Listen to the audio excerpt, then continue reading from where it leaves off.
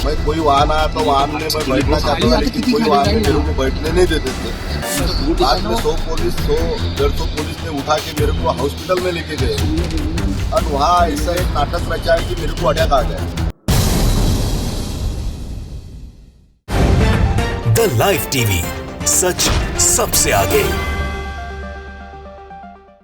नमस्कार, the live TV देख रहे हैं आप। आपके साथ में हूं आदित्य कुमार। भारतीय जनता पार्टी का महाराष्ट्र में सरकार बनाने का सपना चकनाचूर हो चुका है, क्योंकि जिस शिंदे के बलबूते भारतीय जनता पार्टी शिवसेना के विधायकों को अपने कब्जे में कर रही थी, वहां से विधायक छूटकर अब उद्धव ठाकरे के समर्थन में आ गए हैं और बता रहे हैं कि उनके साथ गुजरात में क्या ज्यादती की जा रही थी, उनको कैसे परेशान किया गया था, उनको कैसे धोखे में रखा गया था। उसके बाद पुलिस वालों के बीच उन्हें कैद कर दिया गया था। नितिन देशमुख सामने आए हैं। उन्होंने सीधे तौर पर बड़ा आरोप लगाते हुए बड़ी बड़ी बातें बताई हैं कि कैसे उन्हें अस्पताल ले जाया गया, वहां कहा गया उनको टॉर्चर किया गया, 100 पुलिस वाले उनके साथ रहे और साथ ही साथ कहा गया कि तुम्हें हार्ट अटैक आया है, जबकि ऐसा कुछ भी नहीं है। नितिन देशमुख ने सीधे तौर पर कहा कि मैं उद्धव ठाकरे के साथ हूं और मुझे कोई भी अटैक नहीं आया। यह बेफिजूल की अफवाह जो है वो फैलाने की कोशिश की जा रही थी। तो नागपुर पहुंचे नितिन देशमुख ने सीधे तौर पर कुछ बातें कही है,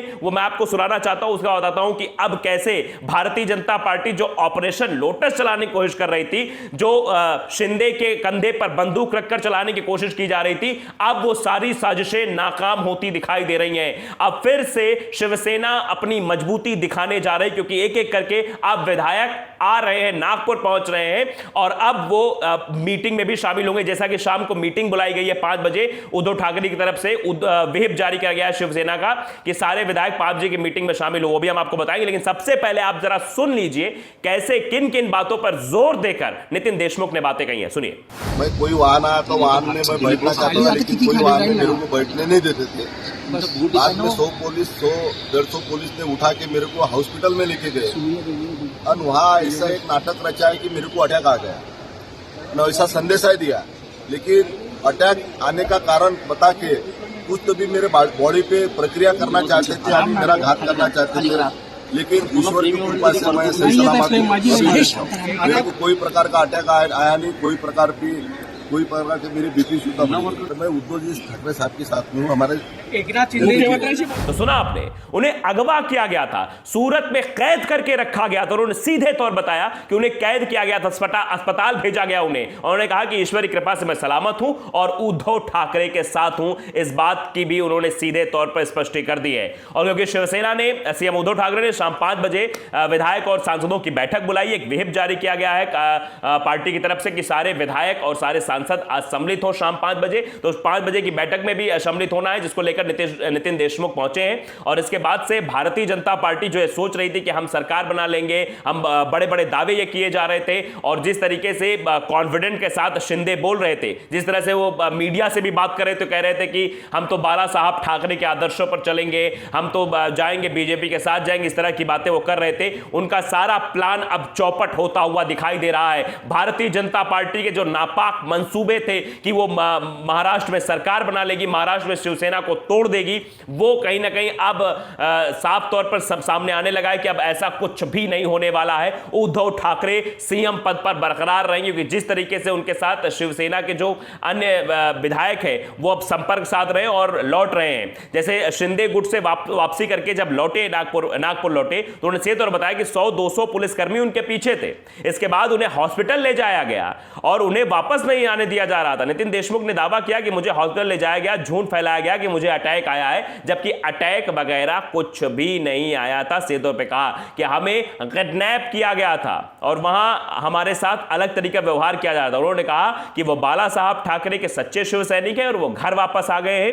नितिन अकोला जिले के बालापुर से शिवसेना विधायक है, सीधे तौर पर उन्होंने बताया है। उन्होंने साथ ही साथ यह भी कहा, आपने सुना कि वो नागपुर लौटना चाहते थे, लेकिन उनके पीछे जिस तरीके से पुलिस लगा दी गई थी, चप्पे चप्पे पर पुलिस थी। आपने देखा था कि जब रात की तस्वीर जो 2:30 बजे 2:45 की जो तस्वीर दिखाई दी थी, वो उसमें यही दिखाई दे रहा था कैसे जो है उन शिवसेना के विधायकों को पुलिस चारों तरफ से घेरे हुए है। उसके बाद उन्हें एयरपोर्ट ले जाया गया, एयरपोर्ट से सीधे तौर पर असम भेज दिया गया। तो यह अंदाजा आप लगा सकते हैं किस तरीके की सुरक्षा व्यवस्था कर दी गई थी। यह झूठ फैलाया जा रहा था। नितिन देशमुख की पत्नी ने इसको लेकर एफआईआर भी दर्ज कराई थी। नितिन देशमुख उन विधायकों में शामिल थे जो एकनाथ शिंदे के साथ मंगलवार को सूरत पहुंचे थे। हालांकि नितिन देशमुख की पत्नी प्रांजलि नितिन देशमुख ने अपने पति के लापता होने की शिकायत भी सिविल लाइन पुलिस थाने में दर्ज कराई थी। उन्होंने शिकायत में कहा था कि कल शाम जब चुनाव हुए और ट्रेन से बैठने से पहले उन्होंने मुझसे बात की, वो अकोला के लिए निकल रहे हैं, लेकिन रात से ही कोई संपर्क नहीं हो पाया, उनका मोबाइल भी स्विच ऑफ है, इसलिए पुलिस में शिकायत दर्ज कराई है। अब इसको लेकर सीधे तौर पर कॉन्फिडेंट दिख रही है शिवसेना, क्योंकि शिवसेना के विधायक एक के बाद एक लौट रहे हैं। शुरुआत हो चुकी है नितिन देशमुख से और आने वाले समय में हो सकता है शिंदे जो गेम प्लान बना के बीजेपी के साथ चल रहे थे, वो सारे गेम प्लान अब भ्रष्ट होने वाले हैं। उन प्लान पर अब काम नहीं हो पाएगा। शिवसेना सांसद संजय राउत ने महाराष्ट्र के मौजूदा हालातों को लेकर कहा कि जब इस प्रकार की स्थिति किसी राज्य में बनती है तो यह इतिहास है कि विधानसभा भंग की जाती है। महाराष्ट्र की स्थिति कुछ ऐसी ही बनी हुई है। मुझे विश्वास है कि शिवसेना के जो विधायक गुवाहाटी में बैठे हैं वो सोचेंगे और परिवार में वापस दाखिल होंगे। राउत ने कहा कि जो भी करना है उनका निर्णय महाविकास आघाड़ी एक साथ लेगी, लेकिन जब तक विधायक मुंबई में नहीं आते तब तक कोई निर्णय नहीं होगा। शायद इसी को लेकर यह बैठक जो है 5 बजे बुलाई गई है। इस 5 बजे की बैठक में निर्णय होगा कि आगे पार्टी क्या फैसला लेगी, आगे किस आधार पर महाविकास आघाड़ी की जो सरकार अभी है वो आगे काम करेगी। क्योंकि जिस तरीके की साजिशें रची गई पिछले कुछ दिनों में, जो राज्यसभा चुनाव के बाद जो गणित दिखाई दिया, उसके बाद अभी एमएलसी चुनाव होने हैं, उसको लेकर जो सारी चीजें दिखाई दे रही, वो इशारा कर रही कैसे जो है एक एक करके विधायकों को तोड़ने की कोशिश की जा रही है, खरीद फरोख्त करने की कोशिश की जा रही है, और कैसे जो है महाविकास आघाड़ी की सरकार गिराने की साजिशें रची जा रही थी। तो अब सीधे तौर पर आप समझ लीजिए कि नितिन देशमुख का वापस आना ये एक शुरुआत है, और ये शुरुआत अब आगे और बढ़ेगी।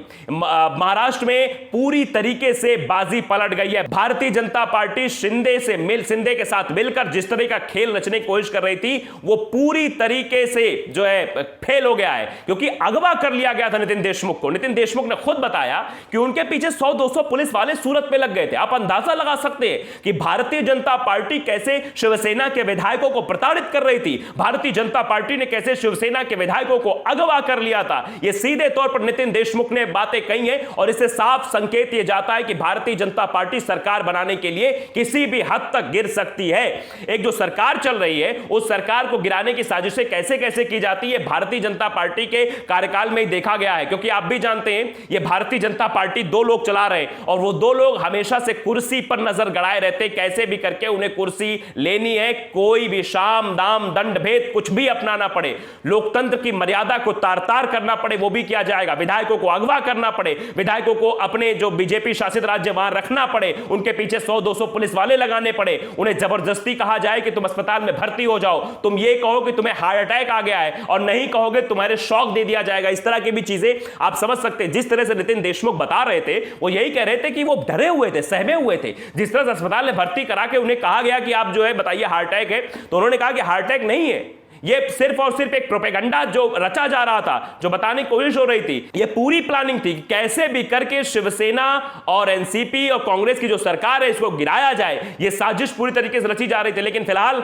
ये साजिश अब नाकाम होती दिख रही है। और 5 बजे जो बैठक शिवसेना की तरफ से बुलाई गई है पार्टी के विधायकों और सांसदों को, वो साफ तौर पर दर्शाती है कि शाम होते होते अभी और भी विधायक जो शिंदे गुट में दिखाई दे रहे थे, वो हो सकता है कि कट के इधर सम्मिलित हो जाएंगे, और फिर जो सपना है शिंदे का और भारतीय जनता पार्टी का जो सपना है, और शिंदे जो ये सपना देख रहे थे उन्हें मुख्यमंत्री बनाया जाएगा, तो हो सकता है आने वाले समय में आप भी जानते हैं कि भारतीय जनता पार्टी कैसा गेम कर सकती है। शिंदे के साथ भी गेम होता है, लेकिन शिंदे जो सपना देख रहे थे भारतीय जनता पार्टी के पास जाकर, और भारतीय जनता पार्टी जिस तरीके की प्लानिंग रच रही थी महाराष्ट्र के लिए, वो प्लानिंग पूरी तरीके से ध्वस्त हो गई है। सारा चौपट हो गया है इनका प्रोग्राम, क्योंकि अब एक एक करके शिवसैनिक जो शिवसेना के विधायक हैं वो अपने घर वापसी कर रहे हैं। तो द लाइव टीवी को अगर आपने सब्सक्राइब नहीं किया, सब्सक्राइब जरूर करिए, बेल आइकन दबाइए ताकि सच खबरें आप तक पहुंचती रहें। नमस्कार। द लाइव टीवी, सच सबसे आगे।